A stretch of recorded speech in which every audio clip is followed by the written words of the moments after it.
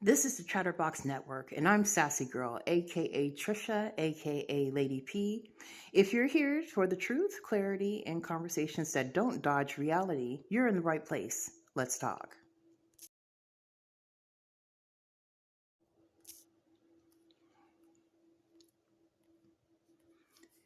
Hi, and welcome to the Chatterbox Network. I'm your host, Sassy Girl, also known as Trisha, and yes, Lady P for Patricia, depending on the day and how much truth needs to be told. I'm here to enlighten, educate, inspire, and uplift. And we're going to laugh along the way because growth without humor is just stress dressed up as wisdom. I'm known for being straightforward, unapologetically honest, and a little sassy. Not reckless sass, intentional sass. The kind that cuts through confusion, challenges narratives, and leaves room for healing and elevation. This podcast is brought to you by the Chatterbox Network, where real conversations live, truth has a voice, and silence is no longer an option. So sit back, relax, open your mind, and let's get into today's conversation.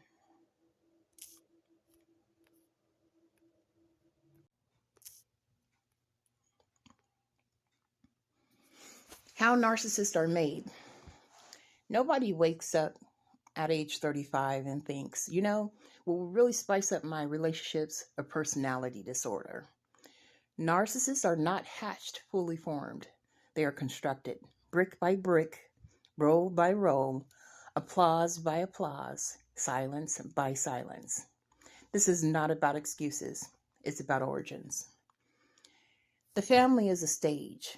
Children are born soft. They come in open, unarmored, hungry for love and mirroring. But some families are not homes, they are theaters. And in those theaters, children are cast into roles before they can even spell their own names. They do not get to be children, they get scripts. And sometimes those scripts slowly sculpt narcissistic traits. For instance, the oldest child, the appointed general. In many families, the oldest child becomes the junior parent, the assistant manager of chaos. Watch your brother. Set the example. Don't make things harder for me. Responsibility piles up early. Emotional labor becomes second nature. Their worth becomes tied to performance and control. Here's the problem. When love is conditional on becoming competent, strong, and self-sacrificing, the child learns that vulnerability equals weakness. Some of these children grow into hyper-responsible adults. Others develop grandiosity as armor. They may think, I have to be better than everyone. I can't afford to fail. I'm the only competent person in the room. Underneath that superiority is terror. If they are not exceptional, who are they? Narcissism can grow where a child never got to be small. Number 2, the surrogate parent, the emotional spouse. This one is more subtle and more devastating. The child who becomes the confidant, the therapist, the emotional support system for the parent. A mother who cries to her daughter about men. The father who vents to his son about the world. The child who absorbs adult secrets. That child is robbed of boundaries. They learn, my job is to regulate others. Also, my needs are secondary, and I'm valuable when I rescue. Some children break under this weight. Others inflate. They begin to believe that they are indispensable, superior, emotionally advanced. It can morph into a covert narcissism. They appear selfless, but they need to be needed. They need to be central. They struggle to see others as autonomous equals because they were never allowed to be one. They were drafted into adulthood before their brain finished developing. Number 3, the golden child, the crowned idol. This one is obvious and tragic. The golden child is adored, elevated, and displayed. You're the smart one. You're special. You're better than the others. At first glance, it looks like privilege. It is actually pressure. Love is no longer conditional. It is tied to perfection, to status, to winning. If they stumble, the love withdraws. So they construct a false self, polished, untouchable, superior. They never learn to tolerate shame. They never develop resilience because failure is catastrophic. Some golden children become high achievers with anxiety disorders. Others become narcissists who must constantly defend the fantasy of superiority. Criticism feels like annihilation. When a child is worshipped instead of known, reality becomes the enemy. Number 4, the scapegoat, the blamed one. Ironically, some narcissists begin as scapegoats. The child blamed for everything, the family's designated problem. You're too sensitive. You ruin everything. Why can't you be like your sibling? Shame saturates them, and shame, when not processed, can transmute into rage and entitlement.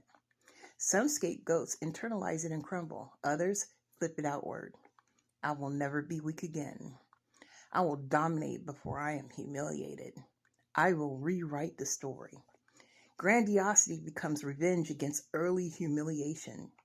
A child who is chronically devalued may grow into an adult who must devalue others to survive psychologically. Number 5, the invisible child, the emotional orphan. Neglect does something strange to the psyche. When no one mirrors you, you begin to mirror yourself. Children who grow up unseen sometimes create an internal fantasy world where they are powerful, admired, and extraordinary. It is not arrogance, it is survival. If that fantasy becomes rigid and defensive, narcissistic traits can emerge. An exaggerated self-concept, a hunger for admiration, a lack of empathy because empathy was never modeled. You cannot teach what you never received. The hustler child, when survival is glorified. This is where it gets uncomfortable. Some children grow up in environments where street values dominate: status, power, dominance, money at any cost. In certain corners of hip-hop culture, in certain households steeped in hustle mentality, children are praised not for kindness or integrity, but for cleverness, intimidation, and financial gain. The child who learns respect is fear, money equals worth, vulnerability equals weakness, and emotion is a liability. Add parents who glorify drug dealing, manipulation, or criminal survival strategies. Add applause where the child becomes the breadwinner. Add admiration for ruthlessness. You are not raising a child, you are training a predator. In extreme cases, that child becomes the provider. The parent leans on them financially. The roles reverse in a way that breeds contempt and inflated self-importance. When a child funds the household, they internalize, I am the power. I am above rules. I do not answer to anyone. Empathy becomes optional. Control becomes identity. You see how that happens? Not every hustler becomes a narcissist now. Many are traumatized survivors. But when exploitation is normalized and celebrated, narcissistic traits are not accidents. They are adaptive strategies. Number 7, trauma and the false self. At the center of narcissism is not confidence, it is fragmentation. A child who is loved for who they are develops a cohesive self. A child who is loved for performance, compliance, beauty, toughness, or financial contribution develops a mask, and that mask calcifies. By adulthood, that person may crave admiration, collapse under criticism, lack empathy, exploit relationships, or maintain a fragile, inflated self-image. It looks like arrogance. It's often started as terror. Now, not all wounded children become narcissists. That matters. Many children who are raised in these roles grow into self-aware, compassionate adults. They do the work, they break the cycles, they confront the shame. Narcissistic personality disorder is complex. It involves genetics, temperament, environment, and neurological factors. Roles alone do not cause it.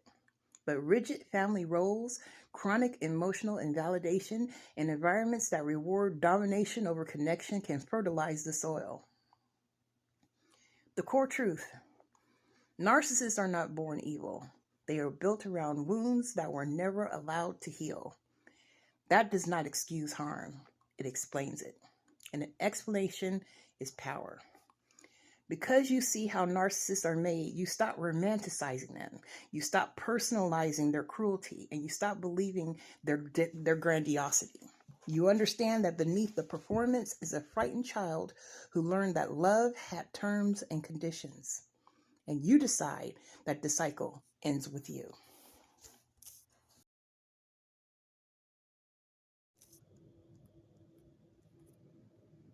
You've been listening to the Chatterbox Network, hosted by Sassy Girl, also known as Trisha or Lady P.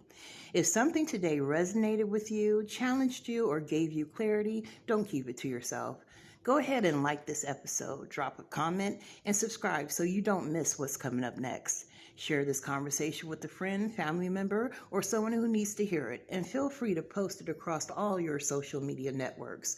Truth travels further when we pass it along.